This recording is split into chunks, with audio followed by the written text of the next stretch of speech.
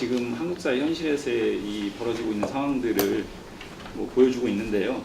근데 더더욱이 좀 놀라웠던 건 어쨌든 모범적으로 진행돼야 될 이 공공기관 이런 부분에서 어쨌든 더 심각한 이런 상황들이 연출되고 있다라고 하는 것을 오늘 좀 직접 들어서 좀 심각성을 좀 인식하게 되네요. 그리고 또 한편으로는 일반적인 사업장과는 좀 다른 공공기관의 어떤 특수성이라고 하는 문제도 결부되어 있는 것 같습니다. 그래서 일반적인 어떤 노동 탄압과 함께 공공부문의 특수성, 공공기관의 특수성 이런 부분들에 예전부터 많이 나왔던 얘기들 중에 하나가 이제 그 노조 활동하면 폐가 망신한다 이런 좀 자조적인 굉장히 좀 그런 얘기들이 많이 있었는데 그 이명박 박근혜 정권 들어서면서 예전과 동일한 방식으로 그런 정부라든지 또는 사용자들의 대응들이 이루어지면서 또 회자가 되는 것 같습니다. 앞서 계속 말씀드린 것처럼 신분상의 문제 또는 신체의 어떤 구속, 더 나아가서 신종 노동 탄압으로 어떤 이 금전적인 압박 이런 부분들을 통해서 사실은 이 노동 3권이라는 게 외국의 입법례를 보면 사실 헌법에 규정되어 있지 않은 나라도 있고요. 그러나 우리나라 같은 경우 헌법에 노동 3권이 명시적으로 규정되어 있습니다. 규정되어 있고 그 내용 자체가 여러 가지 문제가 있긴 하지만 의미 있는 부분들이기도 하고요. 기본권이라고 하는 것은 최소한 이 정도는 인권으로서 보장돼야 되는 거 아니냐 이게 천명하는 건데 예전에 독재시대 때 보면 박정희 정권 때 말 한마디 잘못하면 그냥 바로 끌려가서 소위 긴급조치라든지 이런 방식으로 다 장기간 구속되고 처벌받고 이랬지 않습니까? 이제 그때 당시에도 사실은 신체의 자유라든지 표현의 자유는 헌법에 명시가 돼 있었습니다. 마찬가지로 노동 3권이라는 게 여전히 헌법에 명시가 돼 있지만 그때 독재시대와 같은 방식으로 규정은 돼 있지만 보장받지 못하고 있는 현실. 이 현실과 이 규정들이 상당한 괴리가 보여져서 사실상 노동 3권에 있어서는 독재시대와 다름없는 지금 상황인 것 같고요. 이 공공기관에서는 결국 정부와 그 공공기관 사용자가 이 문제에 가장 핵심적인 키를 쥐고 있는데 누구보다 앞장서서 법과 규정 이런 부분들을 준수해야 될 집단이 가장 선도적으로 이것들을 전혀 무시하고 오히려 민간 사업장의 그런 불법적인 행태를 전면화시키기 위한 아주 뻔뻔한 행태들을 반복하고 있죠. 예를 들면 우리 철도 파업을 진행하면 가장 먼저 나타나는 모습이 정부의 관계부처 장관들이 기자회견을 합니다. 불법 운운하면서. 사실 시작하는 날부터 그러니 과연 그네들이 이 파업이 이 쟁의가 어떤 방식으로 어떻게 전개될지 그 양상을 전혀 지금으로서는 예측할 수도 없음에도 불구하고 첫날부터 그냥 관계부처 장관들이 나와가지고 불법 하면서 사실상 부당 노동행위인데 그런 방식으로 시작해서 그럼 공공기관 사업자들은 거기에 부응해가지고 또 고소고발하고 시작부터 그렇게 시작을 합니다. 구조적으로도 정부나 공공기관이 이런 개별 사업장 문제에 개입할 수 있는 이런 악법적인 조항들이 많이 있어서 정부가 불법적으로 개입하거나 또는 공공기관이 이런 행태에 대해서 좀 무책임으로 일관할 수 있는 그런 부분들이 상당히 많이 존재하죠. 이런 노동사업 문제에 대해서 이제 검경이나 법원의 태도들을 보면은 이렇게 아시는 바와 같이 사실상 정부나 공공기관의 행태에 대해서 편승하거나 공조하고 있죠. 시작하면 주요 노조 간부에 대해서는 출석 요구를 한다거나 또는 체포영장을 발부하고 구속하고 쟁행이 와중에 이미 그런 절차들이 진행이 되고 끝나고 나면 더더욱 말할 것도 없죠. 실형이 선고되고 만기 집행되고 이건 정말 일반적인 어떤 형사사건에서도 보여지지 않는 일반적인 경우와 많이 다른 굉장히 강도 높은 이 형사처벌 절차들이 진행이 됩니다. 쟁의행위와 일상적 조합활동에 대해서는 형사처벌에 몰두하고 오히려 노동3권 침해행위, 사용자의 노동 침해행위에 대해서는 굉장히 무관심으로 일관하고 있고 기껏해야 솜방망이 처벌로 최근에 이렇게 하신 바와 같이 유성기업이라든지 1심 재판에서 이제 실형이 선고되고 이랬던 부분들이 있는데 저희조차도 그걸 좀 놀랍게 인식을 하잖아요. 그게 현재 현실이기 때문에 그 단독 판사였는데 뭐 바로 법정 구속하고 이런 것들이 사실은 너무나 당연한데 굉장히 좀 놀랍고 이례적이고 반가운 이런 상황들이 좀 그대로 웅변하는 것 같습니다. 현실에 보면서. 우 변호사님 말씀하신 것처럼 검경이나 법원의 어떤 시각들이 굉장히 공안적으로 이런 문제를 접근하고 또는 굉장히 보수적으로 일반적인 사건보다 더 극히 보수적으로 좀 접근하는 문제가 있고요. 신속한 권리구제에 있어서 굉장히 좀 둔감한 것 같습니다. 이 노동관계에서 벌어지는 이 문제의 어떤 심각성 그리고 이게 그 노사 간의 어떤 노사관계에 있어서의 역동성 이런 것들을 빠르게 좀 해결할 수 있는 이런 것들에 대해서 전혀 인식이 없는 부분인 것 같고요. 차라리 그러면 아예 개입을 안 했으면 좋겠는데 오히려 이제 굉장히 좀 다른 측면에서는 신속하게 개입을 해서 탄압의 어떤 좀 공조를 하는.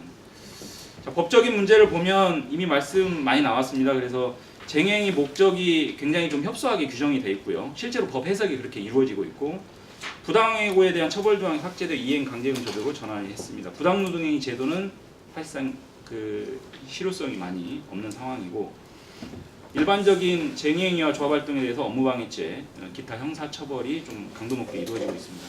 그리고 단체협약에 대한 이 정부의 개입을 허용하고 있는 시정명령 제도라든지 단체협약 해지가 그냥 무분별하게 진행이 되고 있는 것들을 지금 현재 법령이 뒷받침하고 있습니다.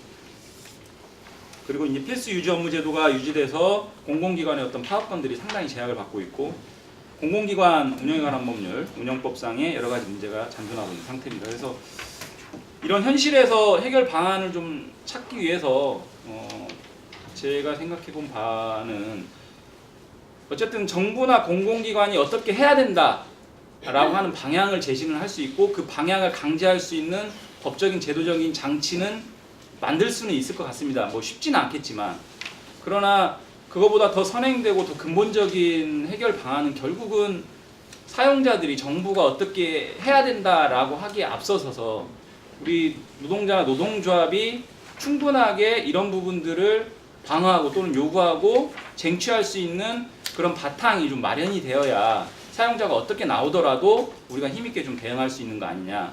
그러기 위해서는 사실 많은 것들을 요구하는 건 아닙니다. 사실 헌법에 규정된 노동상권을 현재 근로기준법이나 노동조합법이 굉장히 그것들을 제약하는 오히려 노동통제법이거든요. 노동조합이나 노동자의 권리를 보장하는 노동법이 아니라 그 헌법의 어떤 규정 내용과 취지를 좀 반해서 노동통제법으로 지금 돼 있는 부분들을 정상화시키는 과정입니다.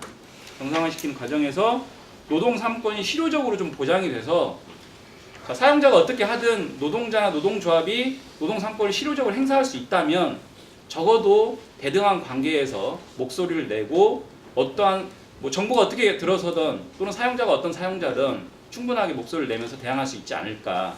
그래서 저는 그런 부분들이 가장 우선적으로 좀 해결돼야 될 지점이다라고 보여지고요.